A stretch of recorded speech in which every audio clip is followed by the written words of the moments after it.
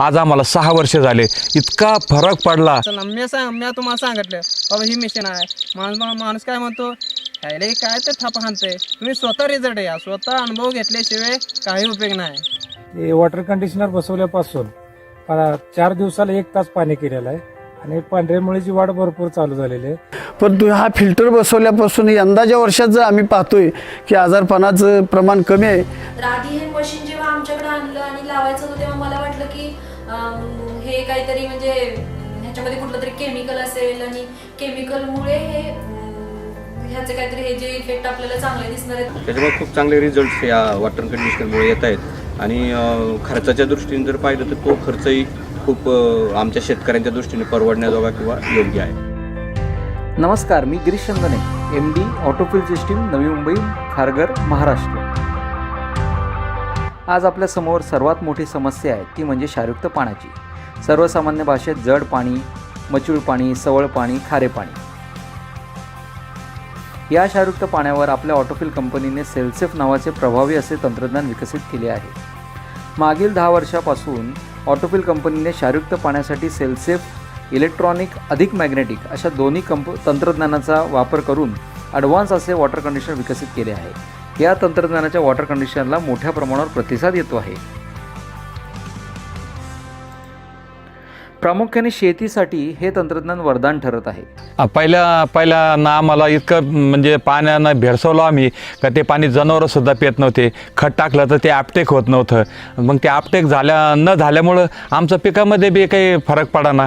मग फरक नंतर हे कंडिशनर बसल्यानंतर ढोरं पाणी प्यायला लागले. आमची डाळ शिजत नव्हती, डाळ शिजायला लागली. चहा फुटत होती, ती चहा न फुटणे हा प्रकार आम्हाला हे व्हायला लागला. आणि पिकामध्ये तर लयच मोठा फरक पडून गेला.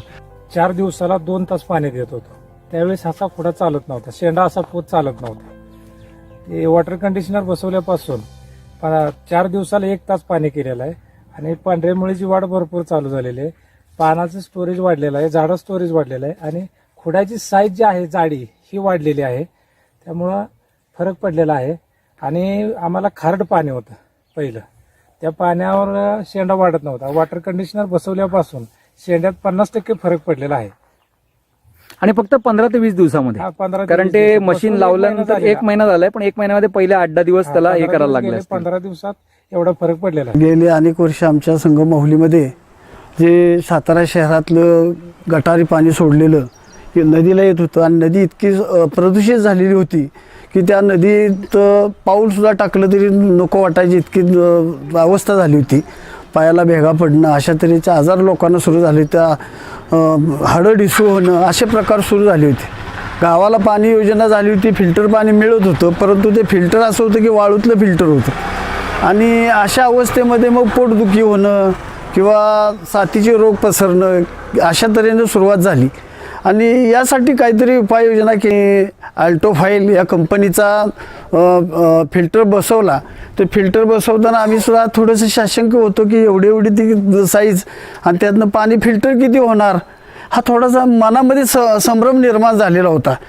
परंतु तो फिल्टर बसवल्यानंतर 2-3 दिवसामध्ये जे काय आम्हाला दिसलं की भांड्यांना पांढरे डाग पडणं किंवा एखाद्या वेळेला आपण जरी समजा पाणी पायावर घेतलं तरी चरचर होणं, हा ज्या क्रिया होत्या त्या बंद झाल्या. कारण आमचं पाणी कसं आहे, 6,500 ते 7,000 टेऱ्याचं पाणी, एकदम खारवट, तोंडात सुद्धा धूर वाटत नाही इतकं पाणी, बेकार पाणी. त्या पाण्यानं आता ऊसाला पाणी जर दिलं, ऊसाची वाढ होण्याऐवजी ऊसाची वाढ कमी होती, वाढ होतच नव्हती. आणि त्या खाऱ्या पाण्यानं पानं कशी व्हायची, पिवळसर करपल्याने व्हायची, वाढच होत नव्हती. पण त्या मिशनीमार्फत पाणी जर दिलं, ऊसाची वाढ आणि पोत आणि ऊसाची पानं, काळोक्षेर आणि केतकडाच्या पानावरून त्याची ऊसाची पानं चालू व्हायची. आणि मुळे अतिशय पांढरे खतरनाक मुळे, असंख्य. होमिक ॲसिडसुद्धा गरज नव्हती त्याला, एवढं मिशनीमार्फत पाणी खतरनाक. आणि एक वैशिष्ट्य म्हणजे आमचं 6,500 टेऱ्याचं पाणी आहे. त्यानं जर आंघोळ केली, असं व्हायचं की आपल्याला कोणीतरी मारल्याने पाणी अंगावर वाटलं की जड जड जड पाणी लागायचं. कपडे धुले तर कपड्यावर डाग, भांड्यावर डाग, परत गाडी धुवली तर गाडीवर असं चिकट डाग. पण त्या मिशनीत ना कपडे धुले तर फ्रेश कपडे. चेंडा तुम्ही म्हणताय तो जो जे हिरवं फुटलंय त्याला म्हणताय का त्याच्यामध्ये, हा जो ह्याला? Okay okay okay. म्हणजे तो जेवढा हिरवागार असेल तेवढा चांगला. हिरवा आणि शेंड्याची वाढ जी आहे हा, ही वाढीत फरक पडलेला आहे. पाण्याची 50% बचत झालेली आहे. अच्छा, म्हणजे हे पाणी ताण हे करून पण असं पडलेलं आहे. पाणी हा. पाणी भरपूर दिलं तरी मुळी पांढरी मुळी नसल्यामुळे ऍपटेक होत नव्हतं, पाणी उचलत नव्हतं, खारट पाणी होतं, बरोबर. त्यामुळे मुळी चालत नव्हती. हा सगळा असा ह्याच्यातला अनुभव आहे. आणि सर्वात महत्वाचं म्हणजे याच्यामध्ये गंगतडे साहेब सांगतायत की हे 50% पाणी देऊन, म्हणजे त्यांना पहिलं असं वाटायचं की आपण पाणी दिल्यानंतर पिकांना, ते त्यांनी मला विचारलं पण होतं की असा असा ताण बसेल तर काय करायचं. मी म्हटलं तुम्ही देऊन बघा, तुमच्या अनुभवानुसार तुम्ही काम करा. मग त्यांनी सुरुवात केली प्रयोग करायला. आणि विशेष म्हणजे ते पाणी दिल्यानंतर खाली पांढरे क्षार जे उमटत होते हा. ते क्षार उमटत नाहीत आता खाली. हे जे आहेत ह्या ठिकाणी कुठेही पांढरं नाही, पहिलं मीठ फुटत होतं. म्हणजे एकूण पूर्णपणे अतिशय चांगला अनुभव आहे की 15-20 दिवसामध्ये एवढं सगळं होतंय. हा आमचा दादा जरा हे दाखवतोय. तर हा बघा, ह्याच्यामध्ये कुठेही असा पांढरेपणा जो दिसायला पाहिजे, पांढरी मुळी ती त्याच्यामध्ये हे करत नाही. आणि पांढरी नवीन मुळी फुटायला सुरुवात झाली.